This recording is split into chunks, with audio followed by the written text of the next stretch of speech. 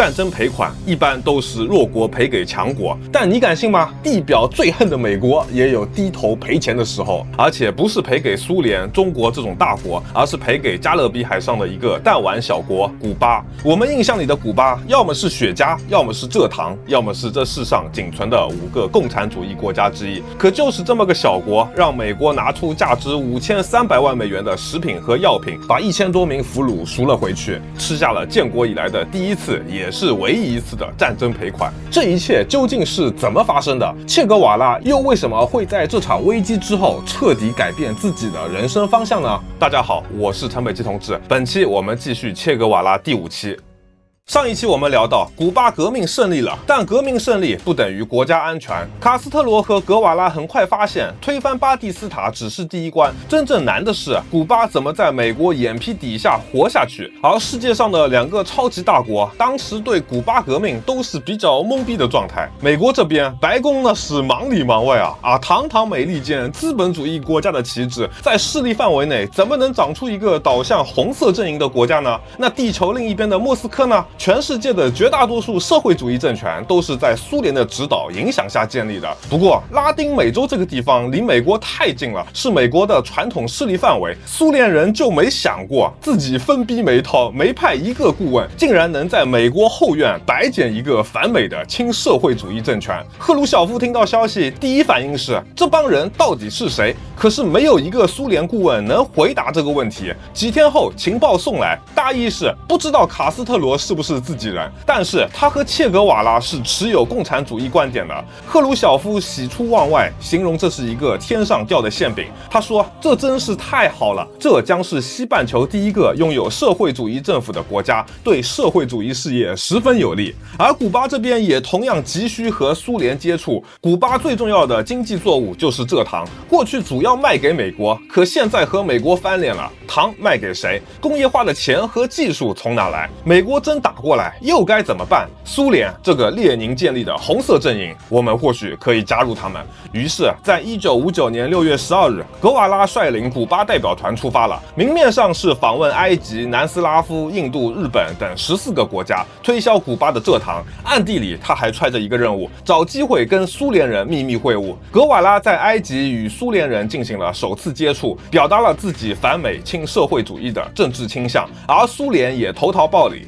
1960年初，蘇聯副總理米高揚親自跑了趟哈瓦那，雙方簽下協議。蘇聯收購古巴大量蔗糖，還甩來1億美元低息貸款。除了秘密接觸蘇聯，格瓦拉還見到了納賽爾、鐵托、尼赫魯等國家領導人，與他們增進了聯繫，加強了貿易。在日本，古巴駐東京大使建議他去給2戰陣亡的日本無名戰士墓獻花，給東道主一個面子。格瓦拉直接拒絕，那是一支屠殺過亞洲人民的帝國主義軍隊，我不去。廣島我倒要去，因為美國人在那裡殺死了10萬人。這就是切格瓦拉，可以外交寒暄，但原則問題寸步不讓。1960年10月，格瓦拉再次出訪，這回美國已經對古巴搞起了貿易禁運，卡斯特羅也不裝了，直接讓切去訪問蘇聯、中國這一票社會主義國家。對於這些革命事業上的前輩，格瓦拉是很尊敬的。在蘇聯，赫魯曉夫拉他一起站上紅場主席台看閱兵，格瓦拉誠惶誠恐的推辭，說自己不夠格站在那麼神聖的地方。在赫魯曉夫的堅持下，格瓦拉才走上了主席台。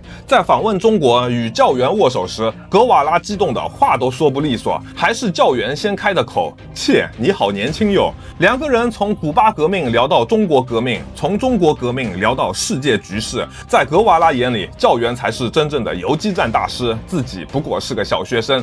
等他回到古巴，行李箱裡塞滿了訂單、貸款和援助。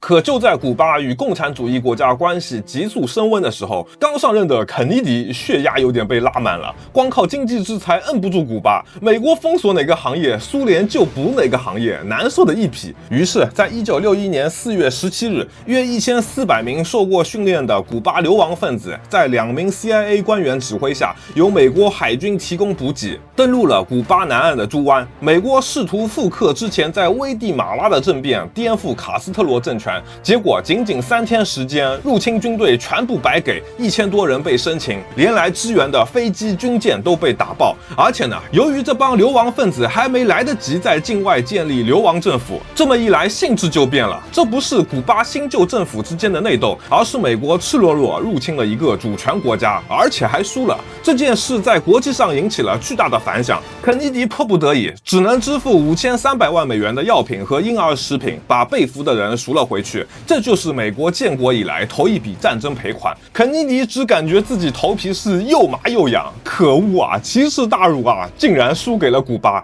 豬灣事件後，古巴內部再也沒有人幻想能和美國和平相處了，完全倒向了蘇聯一方。格瓦拉很清楚，美國不會善罷甘休，一腔革命熱情可以推翻獨裁者，但擋不住美國正規軍。這時候，赫魯曉夫也起了一個念頭，給古巴部署導彈。一來保護這個美國門口的紅色小弟，二來美國不是在土耳其、意大利這些蘇聯家門口部署導彈嗎？那就讓美國也嘗嘗被人把炮架到後院的滋味。這個主意和格瓦拉一拍即合，在切眼裡，這批導彈不是炫耀武力的玩具，而是保護古巴的盾牌。於是，1962年8月，他親自率團飛了趟莫斯科，把協議敲定，導彈就這麼被悄悄運進了古巴。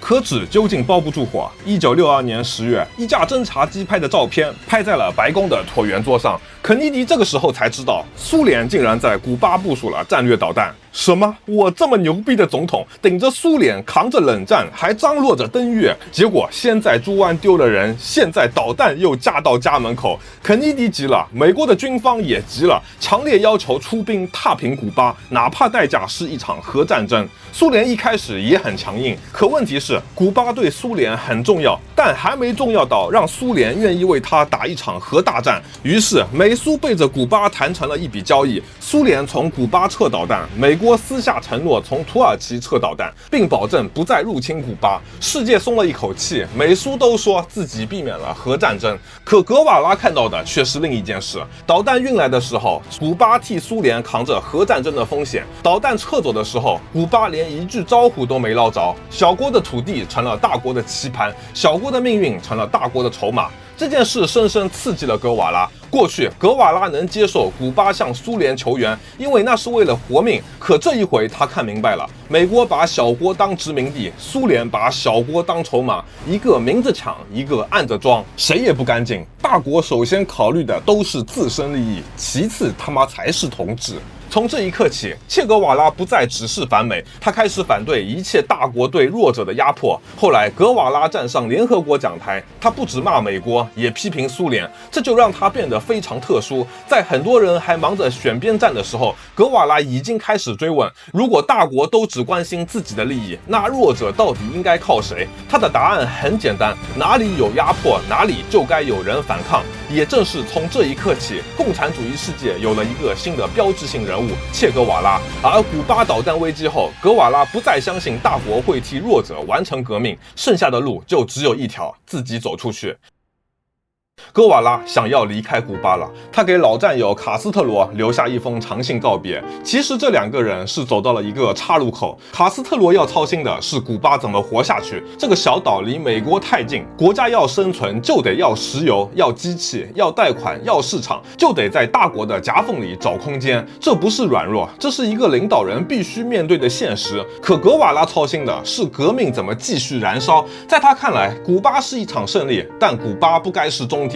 古巴已經證明了，美國的後院照樣能爆發革命，一小撮人照樣能掀翻美國扶持的獨裁者。既然古巴能做到，拉丁美洲、非洲、亞洲那些還在受壓迫的地方，憑什麼不能呢？他們都該有屬於自己的古巴。所以切的離開不是簡單的辭職，他放下的是部長的位子、外交身份，還有革命勝利後安安穩穩的位置。這些東西多少人求一輩子都求不來，可切說放下就放下了。曾經有記者問他：“你一個阿根廷人跑來古巴打仗，圖什麼？”